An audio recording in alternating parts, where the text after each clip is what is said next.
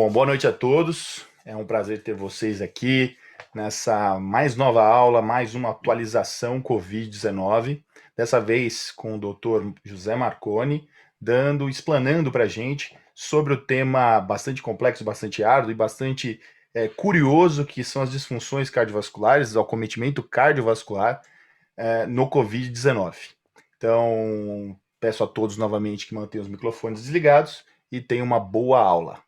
Com a moderação hoje vai ser a doutora Bruna, que logo mais estará com a gente. Com você, Marconi. Obrigado, Caio. Gostaria de parabenizar a iniciativa dessas reuniões durante esse ano, a você e ao Ederlon, pelas aulas brilhantes que nós tivemos a oportunidade de assistir aqui, e foi uma iniciativa que merece todos os elogios, principalmente pela qualidade das aulas e pela qualidade dos professores. Nós vamos conversar com vocês a respeito das complicações cardiovasculares da Covid-19.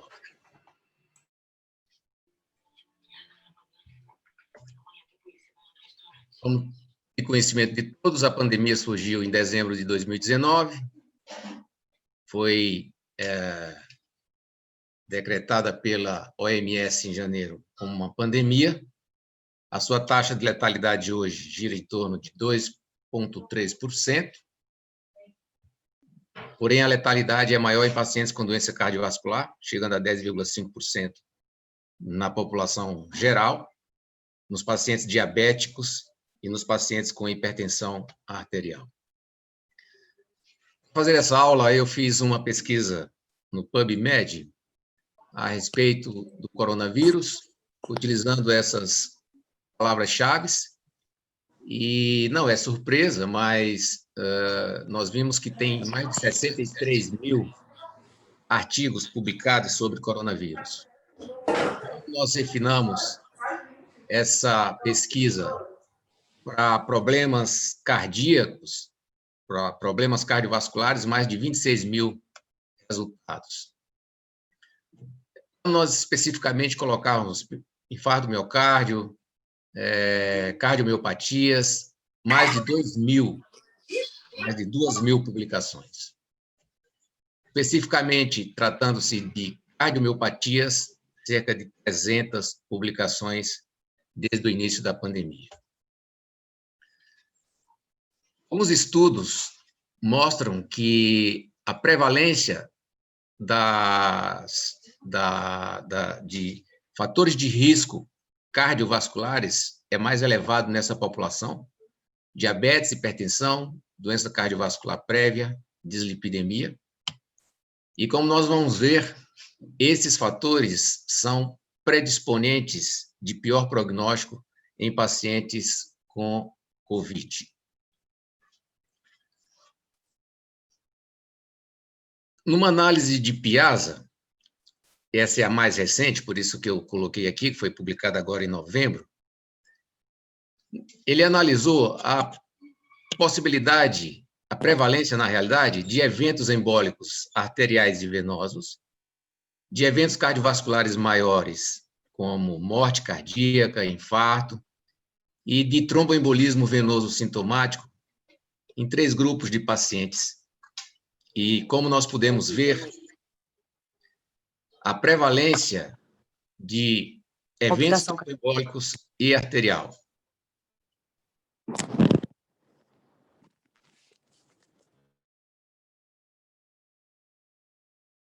Eles não estão me ouvindo, não. Marconi está mutado o microfone. Foi alguém aí. Deve ter sido... Melhorou? Agora, alô? Ok, agora estamos te ouvindo. Escutaram até onde, Delon? Você começou a falar dos eventos cardiovasculares maiores. Tá.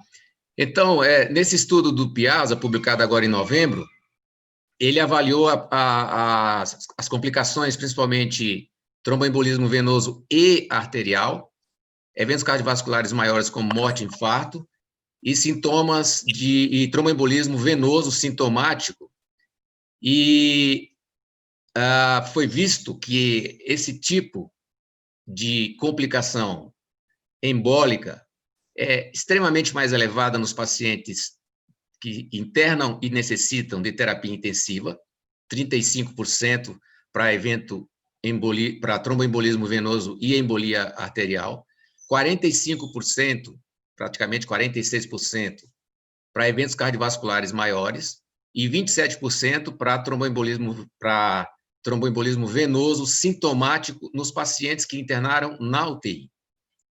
Muito diferente dos pacientes com COVID que foram apenas hospitalizados, com essa prevalência de 2,6%, 6,1% e 2,2%, uma diferença brutal, e muito inferior, praticamente ausente, em pacientes que não precisaram de internação. As complicações cardiovasculares são variadas, e são várias: miocardite, pericardite, miocardiopatia e insuficiência cardíaca com e sem redução da fração de ejeção, choque cardiogênico, também tem sido relatado, secundária à COVID, arritmias, sendo aí as mais variadas, desde arritmias benignas até arritmias malignas, como taquicardia ventricular e fibrilação ventricular, toxicidade pelas drogas utilizadas no tratamento da COVID, toxicidade cardíaca por essas drogas, parada cardíaca pela COVID, infarto com e sem supra, e como eu coloquei nesse estudo do Piazza, tromboembolismo venoso, tromboembolismo arterial, numa prevalência muito mais elevada naqueles pacientes que internam e necessitam de terapia intensiva.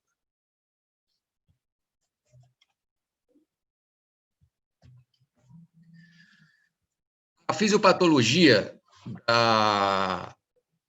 da alteração cardíaca secundária à COVID passa pelo receptor da angiotensina, e isso aqui já foi bastante estudado, já foi bastante discutido nas aulas anteriores, mas não é só isso. A toxicidade viral direta nos cardiomiócitos parece existir, a alteração da microcirculação com microtrombos associada à vasculite e lesão do endotélio vascular provoca uma disfunção microvascular que também altera a função miocárdica. O estresse e o processo inflamatório exacerbado, assim como hipotensão e hipoxemia com desbalanço da oferta e da demanda de oxigênio, são todos fatores relacionados à alteração cardíaca, e com essa interação desses fatores, portanto, a complicação cardíaca ela é o resultado dessa mistura de fatores, inclusive com ruptura de placa epicárdica e eventual infarto com supra. Então, a disfunção e as alterações cardíacas, ela é multifatorial, já que esses pacientes mais gravemente enfermos, que necessitam de terapia intensiva, ventilação mecânica, têm uma série de alterações inflamatórias, de hipotensão e de desbalanço da oferta e da demanda de oxigênio, que podem levar a uma injúria miocárdica importante. Portanto, um dos mecanismos propostos para a lesão miocárdica seria a infecção direta do coração, mas até o momento isso ocorre minimamente. Apenas alguns relatos de miocardite viral por SARS-CoV-2, comprovada por biópsia com inclusão viral, DNA viral detectado no tecido do miocárdio. Entretanto, as autópsias mostram infiltrados inflamatórios compostos por macrófagos e, em menor grau, por células T. Esses infiltrados mononucleares estão associados a regiões de necrose de cardiomiócitos que definem a miocardite. Esse é um dos poucos casos em que foi detectado vírus dentro no próprio miocárdio, mas na maioria das vezes nós não temos esse tipo de detecção. Como eu tinha comentado previamente, o inibidor de ECA, ele é o receptor da enzima de conversão da aldosterona, da angiotensina, desculpa, é o receptor funcional para o COVID-2 entrar na célula de todos os órgãos que ele o acomete. Houve grandes dúvidas em relação ao que aconteceria nesses pacientes hipertensos e cardiopatas quando eles usam o inibidor de ECA e os BRAS, os inibidores da AT1. É muito interessante citar esse estudo realizado aqui no Brasil, capitaneado pelo Renato Lopes, em que 29 centros aqui no nosso país entraram no estudo com 659 pacientes, avaliando se suspender temporariamente o inibidor de ECA ou BRAF por 30 dias fazia diferença ou não nos pacientes com SARS-CoV. Eles analisaram os dois grupos, um com suspensão temporária e o outro mantendo a medicação, se ele fazia uso crônico dessas medicações. O resultado é que não houve diferença em suspender os inibidores de ECA e os BRAS, e, portanto, a recomendação que ficou é que os pacientes que o usam cronicamente devem continuar com essas medicações. Eu separei aqui especificamente alguns estudos que, dentre esse número colossal que eu coloquei inicialmente, para a gente discutir rapidamente com vocês. O primeiro deles é uma avaliação de resultados em pacientes da terapia intensiva, uma revisão sistemática e uma meta-análise. E a pergunta é: qual a mortalidade em pacientes na terapia intensiva que apresentaram COVID-19? O desfecho primário foi morte na terapia intensiva. E vejam vocês, eu separei esse estudo porque ele analisou 3 continentes, a Ásia, a Europa e a América do Norte. E vejam que a mortalidade na Ásia foi de 35%, na Europa de 48% e na América do Norte de 42% em pacientes que necessitaram de terapia intensiva. E uma avaliação muito interessante é que, se nós compararmos a mortalidade de pacientes que internam na terapia intensiva com outras pneumonias virais, essa mortalidade de outras pneumonias virais é em torno de 22%, muito diferente de uma mortalidade que é o dobro na SARS-CoV-19. Um fator interessante que eu separei também foi a avaliação de pacientes com parada cardíaca fora do hospital durante a pandemia. Como nós vamos observar, historicamente foram comparados o período de março a maio de 2020 com o período de 2019, a prevalência de parada cardíaca fora do hospital. E o que se encontrou foi um aumento importante dessa incidência de parada cardíaca fora do hospital na Itália, na França e em Nova York. Possivelmente com uma mensagem para aqueles pacientes que são portadores de doença cardiovascular, que, se eles tiverem algum problema, não fique em casa e procure auxílio médico. Uma outra análise que eu separei, publicada agora em julho de 2020, foi fatores associados com morte em pacientes críticos nos Estados Unidos.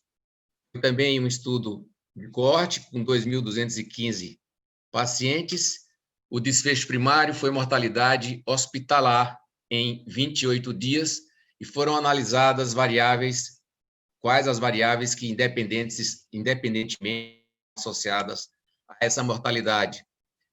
Nessa avaliação, os fatores independentes, a mortalidade foi de 35% em 28 dias, e os fatores independentes relacionados à mortalidade foi idade mais elevada, o sexo masculino, o índice de massa corpóreo elevada, doença arterial coronariana prévia, câncer em atividade, hipoxemia, disfunção hepática e renal na UTI. Especificamente, devido à nossa observação diária desses pacientes nas UTIs, mas principalmente na UTI do servidor público estadual, eu separei esse estudo analisando a obesidade e a mortalidade, o valor da obesidade em relação à mortalidade de pacientes com Covid. Foi também uma coorte retrospectiva, analisando a associação entre o índice de massa corpórea e morte dentro de 21 dias. Muito interessante que essa análise demonstrou que os pacientes mais jovens, com idade menor do que 60 anos, e pacientes do sexo masculino com índice de massa corpórea acima de 40, são os pacientes que morrem mais quando admitidos na terapia intensiva. Se você tiver um índice de massa corpóreo entre 40 e 44, a mortalidade aumenta quase 3 vezes, e se tiver um índice de massa corpórea maior ou igual a 45, essa mortalidade é de 4 vezes, principalmente em homens e pacientes com idade menor ou igual a 60 anos. Um outro estudo que eu trouxe foi a respeito dos desfechos em pacientes que tiveram infarto com supra durante a pandemia na China. Foi também uma análise retrospectiva do China Chest Pain Center, de 28 mil casos que tiveram infarto com supra de dezembro a fevereiro, de dezembro de 2019 a fevereiro de 2020. Só gostaria de lembrar que, em 23 de janeiro de 2020, o protocolo na China de tratamento do infarto com supra colocou como o gold standard dessa terapêutica a terapia com fibrinolítico, e não mais a terapia com angioplastia primária, para evitar o contato com o paciente nessas condições.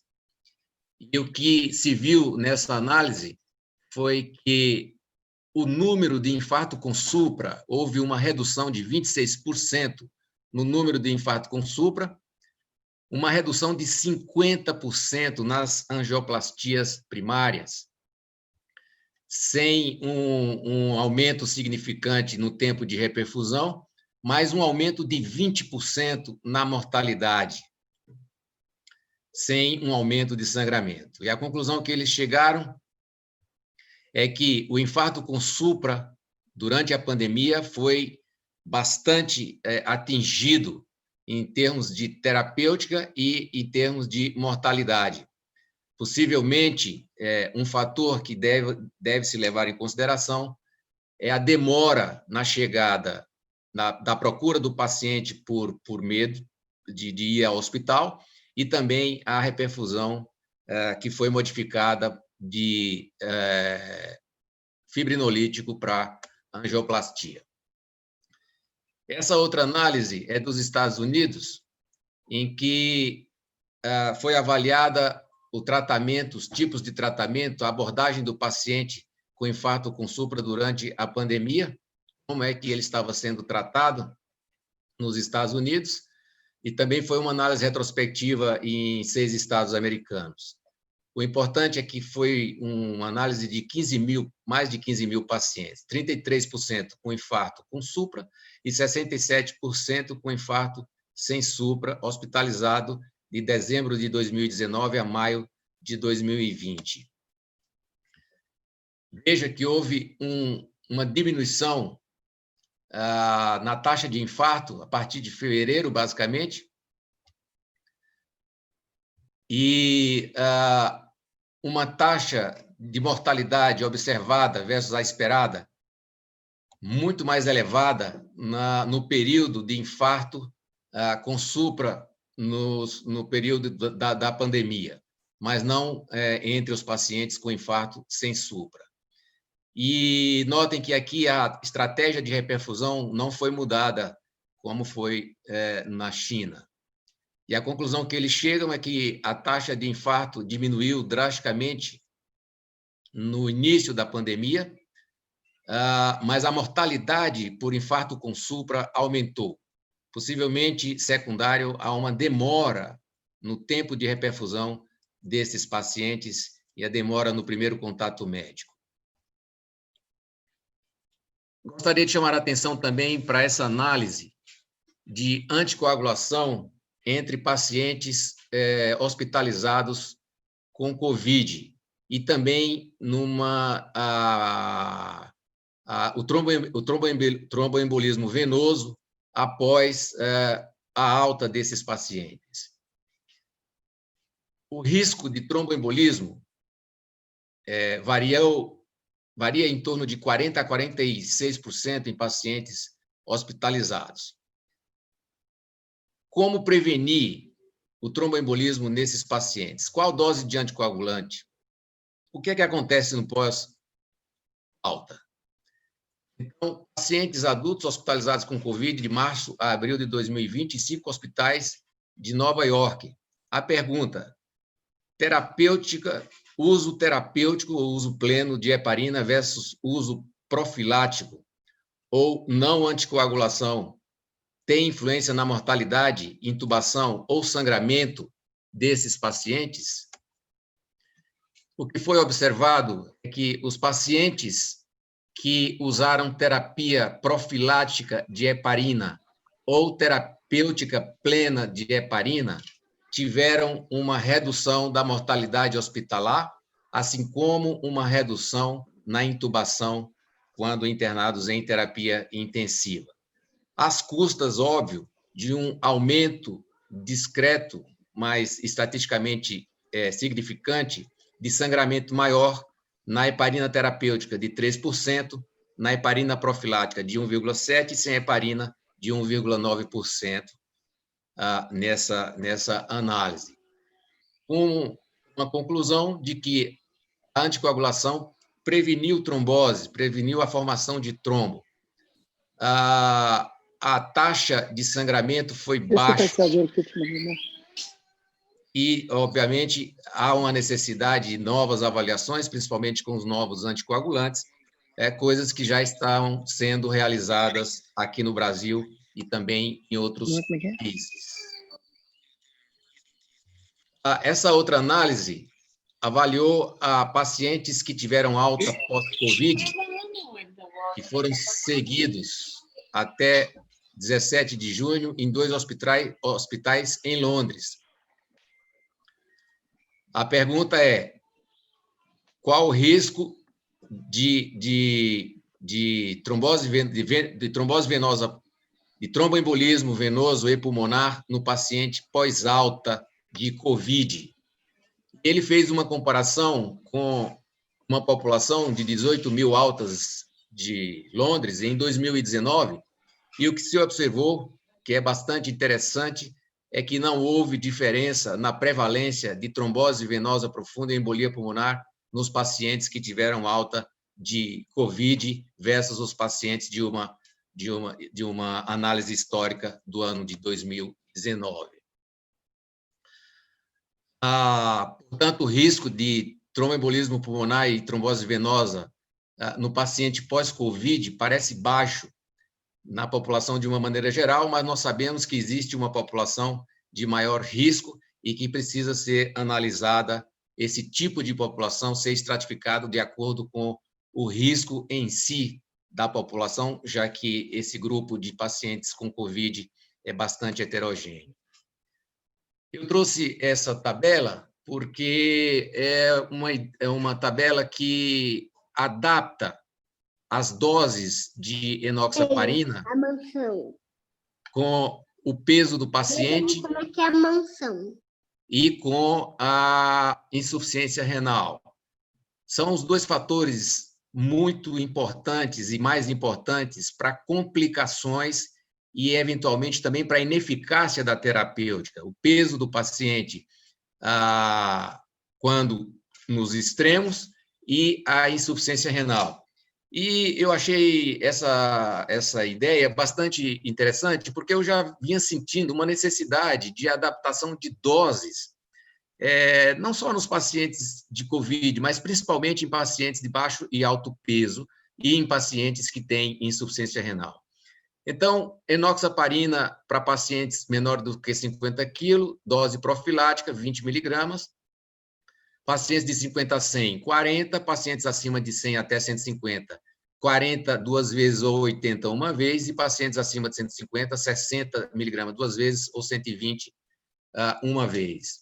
Em relação à insuficiência renal, naqueles pacientes de baixo peso ou de muito alto peso, eles devem ter uma avaliação possivelmente com hematologista e possivelmente com dosagem do fator, da atividade do fator 10, para mantê-los em torno do 0,6 a 1.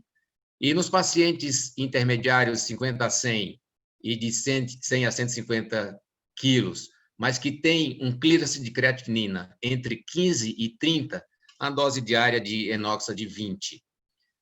Para os pacientes que têm um clearance abaixo de 15, então, a heparina de baixo peso molecular não deve ser utilizada e essa profilaxia deve ser realizada com heparina comum, 5.000 unidades, 2 vezes por dia.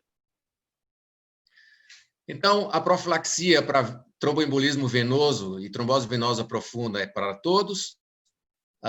Existe a necessidade de ajuste de doses em pacientes de terapia intensiva. Aparentemente, não há necessidade de profilaxia naqueles pacientes que saíram bem do quadro de COVID.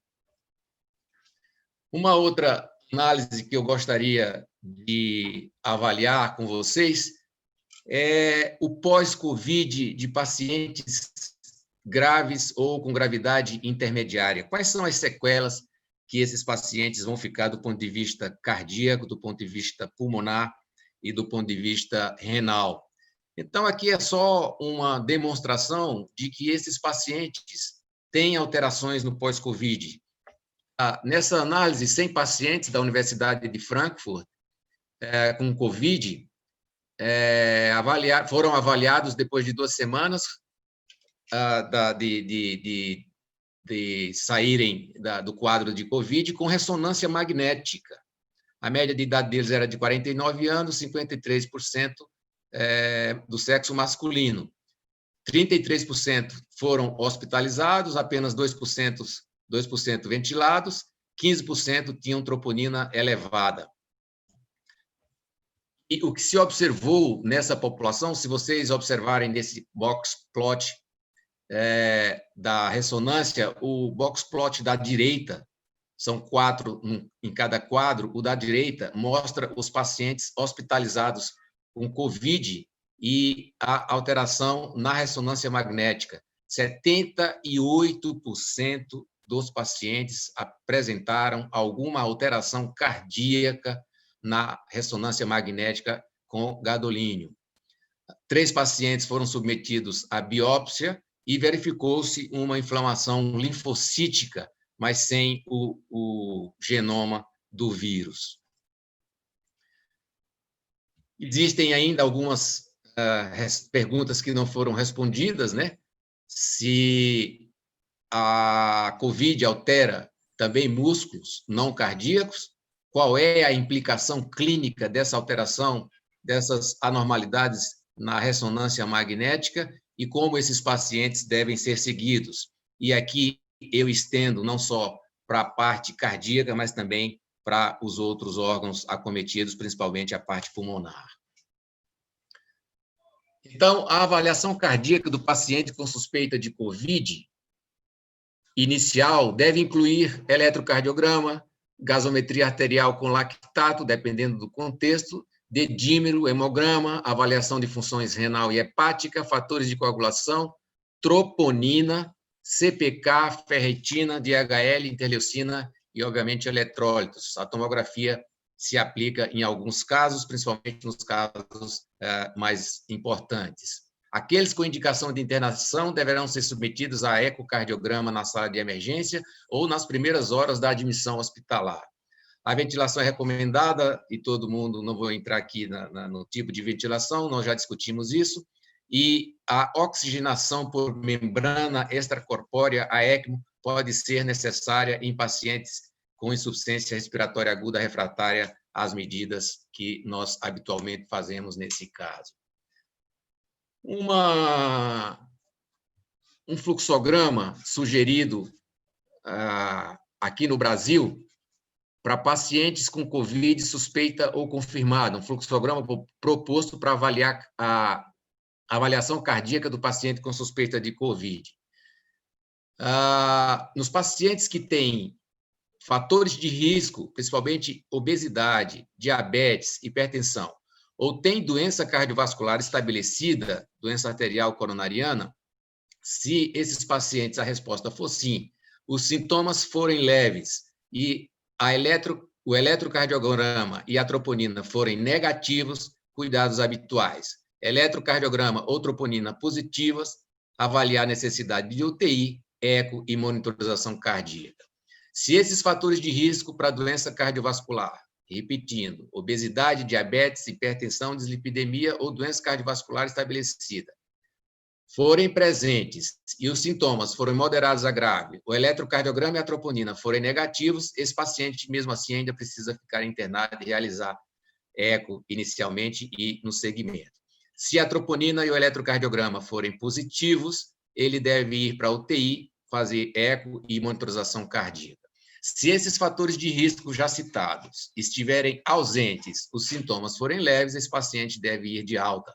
Se os sintomas forem moderados a graves, o eletrocardiograma e a troponina na internação forem negativos, cuidados habituais. Troponina e eletrocardiograma com alguma alteração, principalmente a troponina, o mais importante é a troponina, esse paciente eventualmente deve ir para a UTI, realizar eco e monitorização cardíaca. Portanto, eu gostaria de concluir que a COVID é potencialmente grave, nós sabemos disso, tem alterações cardíacas, cardiovasculares importantes, com complicações secundárias a esse comprometimento também importante, e a grande diferença dessa doença para as outras é a presença, o elevado índice de disseminação. Os dados atuais disponíveis são de estudos predominantes retrospectivos, portanto, esses estudos todos citados, a maioria deles precisa ser analisado com cautela. Entretanto, as evidências atuais já mostram a necessidade de atenção especial aos pacientes do grupo de risco e a importância de um manejo adequado das complicações cardiovasculares, das complicações tromboembólicas, com rápida identificação e implementação de tratamento adequado, não se esquecendo de que sempre que possível fazermos a sua profilaxia. Obrigado, era isso que eu tinha para comentar com vocês.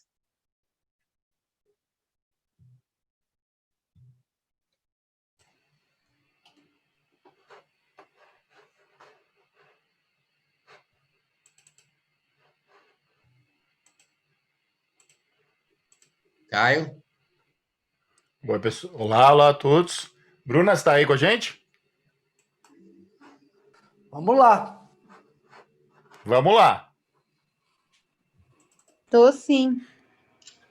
Muito bem, então vou deixar você aqui no PIN.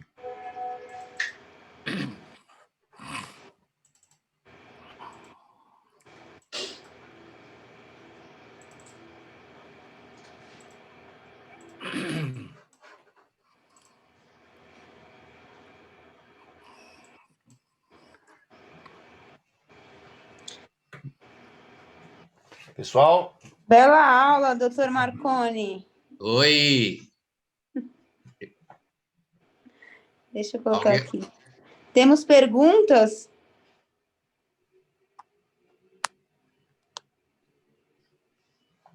O pessoal escreve aqui, não escreve? Escreve. As perguntas vão vir aí mesmo. Espera aí que eu preciso achar. Oh, meu Deus.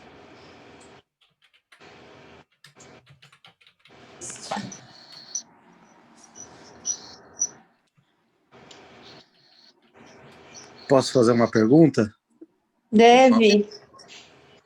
Marconi, primeiro, parabéns pela aula, fantástico, como sempre. Estava com saudade de ver a aula sua já. Ô, Marconi, deixa eu te perguntar uma coisa. Esses pacientes realmente eles têm algumas questões cardiovasculares que às vezes elas ficam até um pouco inexplicadas, né? A gente vê isso ocorrendo na prática e tudo mais. Levando em consideração que você acabou de falar aí para a gente e tudo mais, você acha que tem duas coisas? Teria algum paciente, um protótipo de um paciente, algum paciente que você indicaria um exame de ressonância no meio da internação, alguma coisa nesse sentido? E se você, no caso de uma miocardite documentada, alguma coisa assim, você propor a proposta de algum tratamento mais específico em relação a isso? Excelente a pergunta, né? Sempre quem lida no dia a dia com esses pacientes e sabe como eles evoluem, a gente quer sempre ter um diagnóstico mais firme daquele quadro, principalmente naqueles pacientes que evoluem com hipotensão, com choque, com BNP, proBNP elevado e troponina elevada. Os quadros graves, eles são multifatoriais. Então, possivelmente, a ressonância ela não vai ser um divisor de águas nesses pacientes que estão sob ventilação mecânica. Mas elas são divisores de águas naqueles pacientes que, eventualmente, não têm uma alteração cardiovascular importante e eles têm insuficiência cardíaca.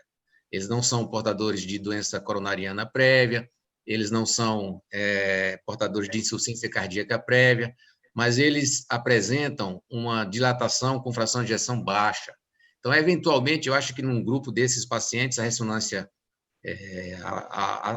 ela auxilia e ela faz o diagnóstico de miocardite, fazendo o diagnóstico diferencial com outras situações que poderiam estar atrapalhando esse diagnóstico. Aí teria que ver caso a caso, mas a ressonância é a escolha quando nós suspeitamos de ressonância com contraste, quando suspeitamos de miocardite.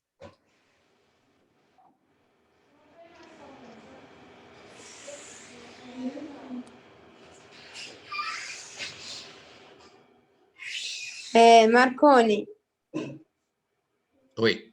tem uma pergunta aqui da Andrea, que seria a minha pergunta agora, nesse momento, sobre o inverso. A gente está cansado de saber que o hipertenso é fator de risco para complicações do Covid. E aquelas pessoas que não eram hipertensas e curaram do Covid e se tornaram hipertensos? Eita! Bela pergunta, Bruninha.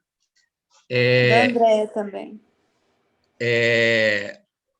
Existe muita coisa ainda a ser aprendida em relação a down regulation e up regulation dos receptores que o vírus utiliza para entrar na célula. Então, alguns pacientes inicialmente ficam hipertensos com o COVID. E a pressão sistólica é que mais aumenta. Outros pacientes, com a evolução, como a gente sabe, ele vai ter uma série de injúrias e se tornam hipotensos e choque, etc. Então, é muito difícil nós sabermos como que esses pacientes vão evoluir em relação à quantidade desses receptores que aumentaram ou diminuíram, e com relação ao down regulation ou up regulation desses receptores no longo prazo. Mas a gente vai aprender isso, nós estamos todos de olho nesse tipo de alteração, sabemos que ela ocorre, que ela existe e que precisa ser estudada. A gente vai aprender isso no decorrer da ausência dessa doença e do acompanhamento desses pacientes por mais tempo. Entendi. Outra pergunta também que fica todo mundo querendo saber é a respeito da valorização do dedímero e da troponina nesses pacientes internados, chocados, entubados. Como valorizar o número do exame ali? O dedímero é difícil essa valorização, mas o segmento dele, qualquer exame, quando a gente faz a análise sequenciada é muito importante em relação a uma alteração que se detecta de rápido aumento, né? Mas nos processos mais graves, que é onde nós precisaríamos desses exames, o dedímero ele está relacionado à maior mortalidade, a alta do dedímero, assim como o proBNP e principalmente troponina. Troponina é desses marcadores o mais forte em relação à mortalidade e à injúria miocárdica. Mas no paciente que está chocado, ou no paciente que está necessitando de drogas vasoativas em doses altas, no paciente que tem uma hipoxemia, uma relação PaO2-FO2 muito baixa, isso é difícil interpretar esse exame. Agora, no paciente mais saudável, ele não muda muito a interpretação em relação a outros quadros clínicos. Então, no paciente em ambiente de UTI, mais do que esses números, o mais interessante seria o que a gente já faz, de acordo com a clínica, da evolução desfavorável, pensar em diagnósticos de piora, como um TEP ou um infarto, enfim. Cada vez mais nós temos visto que a nossa experiência de terapia intensiva e de avaliação desses pacientes mais graves não muda, esses marcadores não mudam nada, com exceção da troponina, que eventualmente pode dar uma ajuda, troponina e BNP proBNP. Na dúvida, se o paciente tem um quadro sugestivo de insuficiência cardíaca, porque nós não podemos esquecer que o paciente ele é diabético, ele é hipertenso, ele é dislipidêmico e ele tem disfunção diastólica sem disfunção sistólica pela própria comorbidade. E aí você faz um ecocardiograma e a função sistólica ela é normal, e o paciente está congesto e o BNP está alto, é muito provável que esse paciente tenha algum grau de disfunção diastólica. Foi muito difícil avaliar a função diastólica durante a COVID-19. Ainda está sendo, porque é muito fácil você avaliar quando o paciente tem uma disfunção da fração de ejeção. Ele tem uma fração de ejeção baixa, pronto. Você já tem um diagnóstico ali de um paciente com fração de ejeção baixa. E o paciente que o músculo é rígido, que a disfunção é diastólica, como é que ele funciona? Então, o BNP deve fazer uma diferença entre quadros de insuficiência cardíaca nesses pacientes. Tá certo. Marconi, parabéns aí pela apresentação. Bom, nós sabemos que os pacientes com Covid-19 eles têm um estado protrombótico. Isso levou aí a alguma mudança, algum cuidado adicional na angioplastia primária nesses pacientes por conta desse estado protrombótico tão importante nesses pacientes? Ô, Adelon, perfeito. Interessante, né, a pergunta, porque você, inicialmente, a China parou com a angioplastia primária. E depois que a mortalidade, subiu, né? Então, e os Estados Unidos começou a mostrar que não dava para ficar com essa mortalidade, a angioplastia primária voltou a ser o tratamento de escolha nos pacientes com Covid-19. Independente de qualquer situação, paciente com supra de ST com Covid-19 ou paciente de alto risco com infarto sem supra, esse paciente tem que ser submetido à angioplastia. Nós não mudamos nada de anticoagulação. Agora, nessa população, além do risco de eventos tromboembólicos, é necessário avaliar o risco de sangramento. E o risco de sangramento, mesmo pós-angioplastia, quando o paciente sangra, ele morre mais, são os extremos. Paciente de baixo peso, abaixo de 50 quilos, e pacientes com insuficiência renal. A nossa conduta em relação à angioplastia primária não mudou. Talvez valha a pena citar aqui, nós damos preferência no paciente que está no auge da doença, ou no pico da doença, mesmo ele estando entubado, ou tendo o diagnóstico de Covid-19 com infarto, nós damos preferência pela via femoral, em vez da via radial, para ficar um pouquinho mais distante da parte respiratória. mas o restante é igual, não mudou nada. É interessante que, de uma maneira geral, qualquer outra condição, quando associada à Covid-19, tem morbidade e mortalidade mais alta. Nós tivemos aí, ao longo dessa pandemia, alguns pacientes com complicações cardiovasculares, tivemos infarto fulminante, tivemos pacientes que tiveram infarto com supra-DST e que foram para angioplastia primária, tivemos pacientes com miocardite, enfim, de uma maneira geral, a gente acabou experimentando um pouquinho de cada uma dessas complicações. Mas o que se percebe, de uma maneira geral, é que a morbimortalidade acaba sendo mais alta. Tem várias perguntas aí Bruno, tem várias perguntas aí. Você já está numa doença grave e vem outra grave em cima, então não tem jeito, né? É isso aí.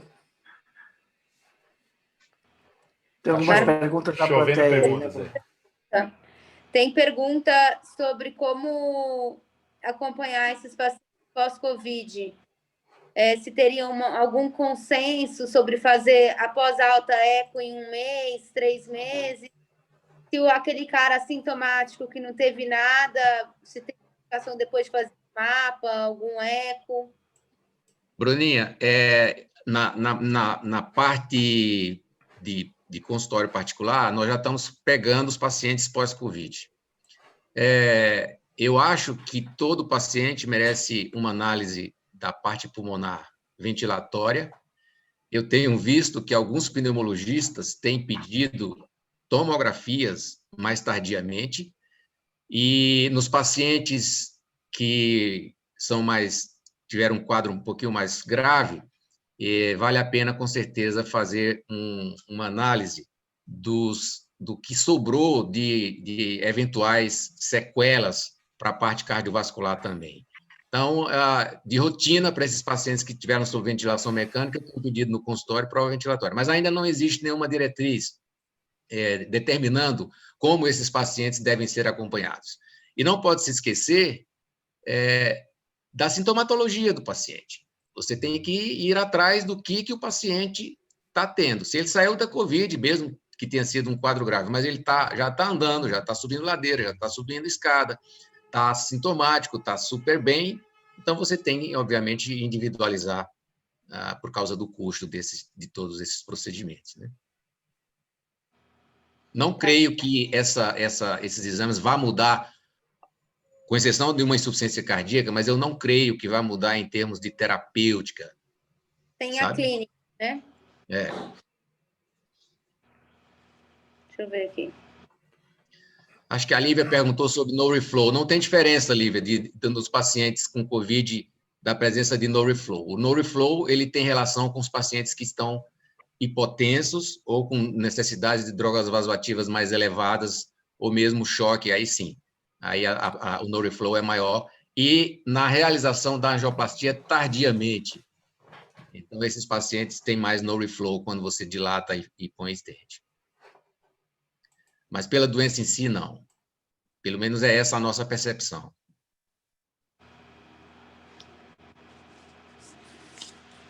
Mais alguma pergunta? Você está vendo aí? Não?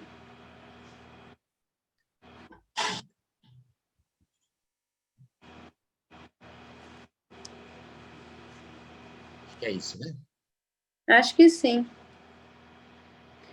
No ambulatório de cardiologia do outro hospital de convênio particular que eu trabalho, a gente está fazendo para os pacientes que ficaram internados em regime de UTI, já está agendando um retorno com o cardiologista em questão de 1 mês, 2 meses, e a gente conversa, enfim, mas um eco ele sempre acaba ganhando. Eu acho que sim. Que não ficaram internados, não tem fator de risco, não tem histórico familiar, não tem nada preconizado para acompanhar esses pacientes, não. Tem mais uma pergunta. Nós não vimos essa diferença entre homem e mulher da DAC, Mônica, né? Ainda é precoce para a gente avaliar esse tipo de contexto, mas nós não vimos. Lembrar que o diabetes ele é pior na mulher em relação à doença arterial coronariana, mas Não tenho dados para te dizer se é pior na mulher do que no homem com Covid. De uma maneira geral, há a questão também de expressão de receptores da enzima de conversão de angiotensina 2. A expressão nos homens ela é mais importante. Esse, por sinal, é um dos fatores para se justificar o porquê os homens têm um prognóstico pior, né? Então, esse é E jovens. um fato. Esse é um fato. Então é isso, né? Caio? Ô, Marconi, acho que eu só queria tirar a dúvida, porque é sacanagem, porque sempre a gente esquece do Maurício. Ele fez uma pergunta lá em cima, não sei se já respondeu. É heparina de baixo peso ou não fracionada no paciente Covid-19? É aquele gráficozinho, aquele gráfico que eu coloquei lá. A heparina de baixo peso praticamente para a maioria. A heparina comum apenas para os pacientes que têm um clearance abaixo de 15. Joia. A dúvida é a seguinte, é falar desse clearance abaixo de 15. A gente está usando como protocolo heparina não fracionada, né? Certo. A gente está usando a heparina padrão, com 5.000 unidades. Na verdade, uma dose um pouco maior. Até com a gente teve bastante evento trombótico, principalmente com catéteres, né?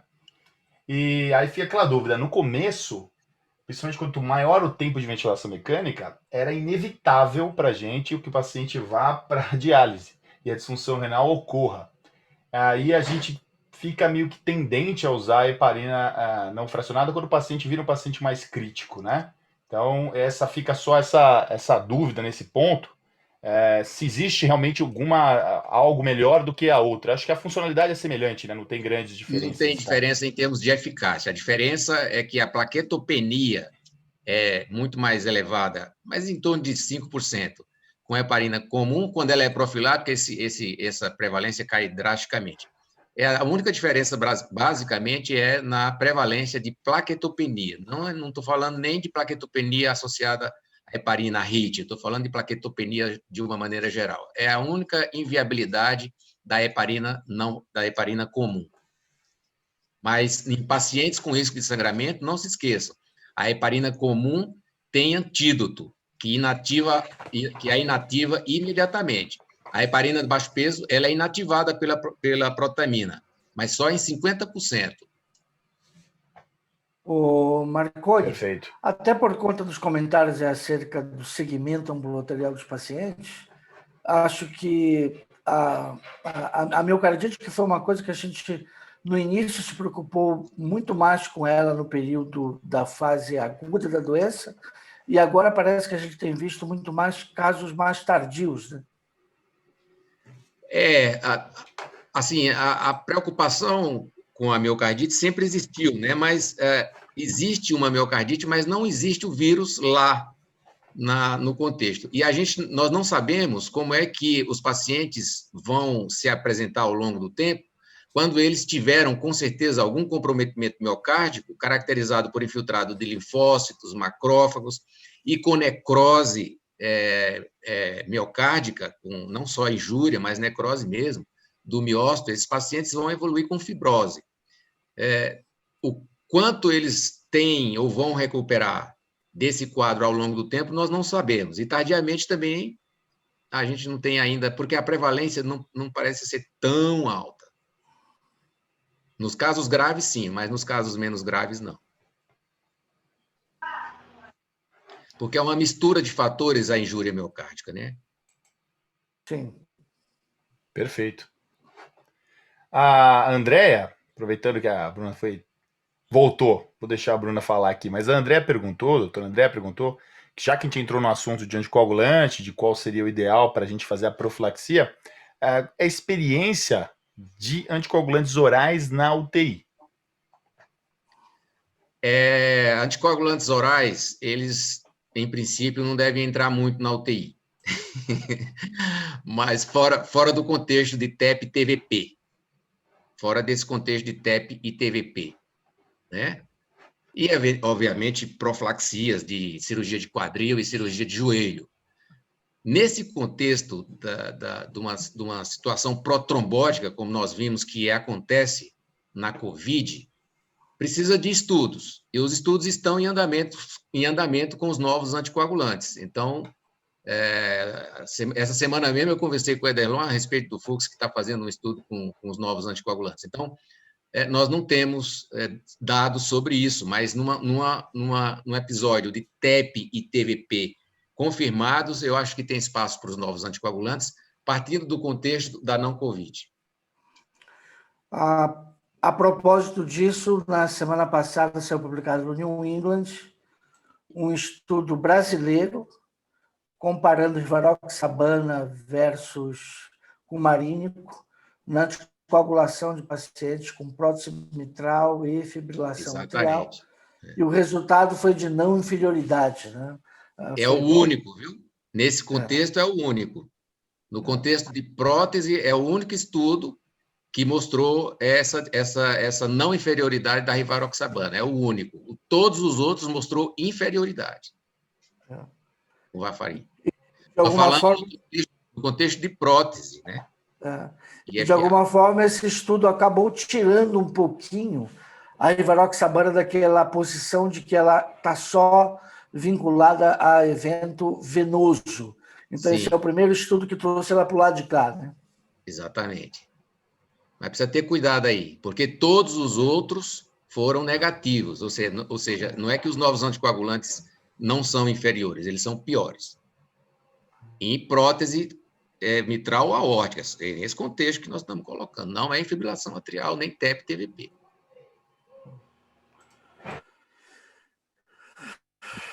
Tranquilo. Bruna, está com você. Acho que as perguntas todas já foram, né? Eu acho que cessaram. Dessa questão do anticoagulante, só para finalizar, nesse ambiente total de dúvida, eu acho que enquanto não se sai nada, não há dúvida que o Marevan seria melhor. Todas as patologias e etiologias, enfim. Então, a gente pode encerrar a aula? Acho que sim, né? Podemos, sim. Grande aula, Marconi. Excelente aula sobre complicações cardiovasculares, sem dúvida, é um grande problema nesse paciente. A gente fica com o paciente na mão, vendo o pulmão, vendo o rim, de repente ele vai indo bem e tem uma morte súbita cardiovascular por motivos que a gente às vezes não consegue identificar, e isso é extremamente angustiante para quem está trabalhando com um paciente grave desse ponto na UTI, em que a gente tem quando tem vitórias, a gente de repente tem uma derrota súbita, né? E mostra mais uma vez o quanto esse vírus tem eu vou usar o termo eclético, porque ele age em tudo que é canto, né? Ele começa a abordagem dele é uma coisa fora do comum e, obviamente, com a inflamação que a gente produz, né? Excelente aula, parabéns, muito obrigado e encerramos por hoje. Lembrando que essa aula vai estar gravada, está sendo gravada, e logo mais a gente vai ter ela no YouTube junto com as outras 3 que eu ainda não coloquei e irei colocar. Abraço, obrigado, Caio. Até mais, pessoal. Obrigado, Marconi. Obrigado. Tchau, Bruninho. Obrigado, Bruna. Boa noite, pessoal. Boa noite.